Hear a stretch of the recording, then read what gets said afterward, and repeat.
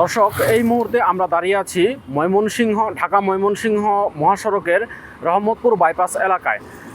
এখানে অবৈধ সিএনজি এবং যাত্রীবাহী বাসের উপর নির্বাহী ম্যাজিস্ট্রেট ময়মনসিংহ জেলা প্রশাসনের নির্বাহী ম্যাজিস্ট্রেটের ভ্রাম্যমাণ আদালত চলছে বিআরটিএর নেতৃত্বে।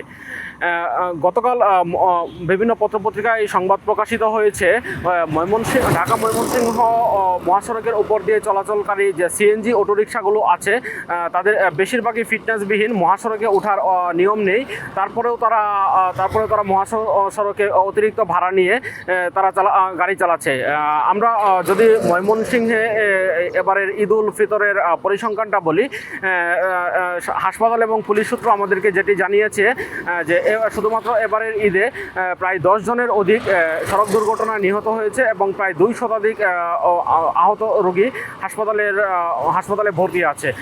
আর দর্শক, এই বেশিরভাগ অ্যাক্সিডেন্টই 3 হুইলার, সিএনজি এবং অটোরিকশার দ্বারা সংঘটিত হয়েছে। এগুলো যাত্রীবাহী বাস এবং ট্রাকের সাথে মুখোমুখি সংঘর্ষে এই দুর্ঘটনাগুলো ঘটেছে।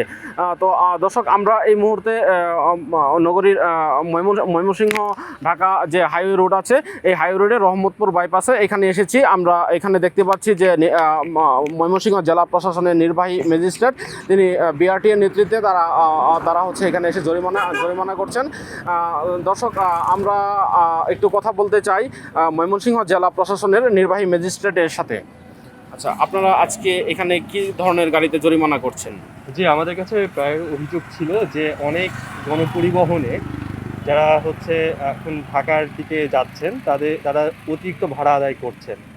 তো এই লক্ষ্যে আমরা এটি নিয়ন্ত্রণকল্পে মোবাইল কোর্ট পরিচালনা করি এবং আমরা দেখতে পাই যে এখানে অভিযোগের সত্যতা রয়েছে এবং বেশ কিছু গাড়িতে অতিরিক্ত ভাড়া আদায় করা হচ্ছে এবং যে বিআরটিএ কর্তৃক যে ভাড়ার চার্ট দেওয়া আছে, অফিসিয়াল ভাড়ার চার্ট, সেটি প্রত্যেকটা গণপরিবহনে টাঙিয়ে রাখার নিয়ম থাকা সত্ত্বেও অনেক গাড়ি আছে সেটি মানছেন না। এই জন্য আমরা এখানে ভ্রাম্যমাণ আদালত পরিচালনা করি এবং 6টি মামলায় সর্বমোট 11,500 টাকা জরিমানা করা হয়। আচ্ছা, আরেকটি বিষয় আপনার কাছে জানার ছিল যে এবারের ঈদে যে দুর্ঘটনাগুলো ঘটেছে তার বেশিরভাগই হচ্ছে সিএনজি এবং 3 হুইলার সংক্রান্ত। এগুলো বাসের সাথে বড় ধরনের দুর্ঘটনা ঘটিয়ে তারা হচ্ছে এখন পর্যন্ত 10 জনের মতো নিহত এবং প্রায় 200 লোকের মতো আহত অবস্থায় হাসপাতালে কাতরাচ্ছেন। তো এই সিএনজিগুলো কি রেজিস্ট্রেশনবিহীন সিএনজিগুলোর বিরুদ্ধে কোনো অ্যাকশন নিচ্ছেন কিনা, এবং হচ্ছে তাদের যে ড্রাইভিং লাইসেন্স নেই, তাদের ফিটনেস নেই এবং মহাসড়কে আসার মতো অনুমতি নেই, এই ক্ষেত্রে আপনারা কোনো ব্যবস্থা নিচ্ছেন? এই জন্য আমরা ইতোমধ্যেই আজকে যে 6টি মামলা হচ্ছে তার মধ্যে 2টি মামলা করা হয়েছে, 2টি 3 হুইলার বা সিএনজি অটোরিকশাকে, এবং 2টার ক্ষেত্রে অভিযোগ হচ্ছে তারা অতিরিক্ত ভাড়া আদায় করছেন। 1, 2 তাদের কাছে গাড়ির যে পর্যাপ্ত যে কাগজপত্রগুলো, রেজিস্ট্রেশন, ড্রাইভিং লাইসেন্স, এইগুলো ছিল না।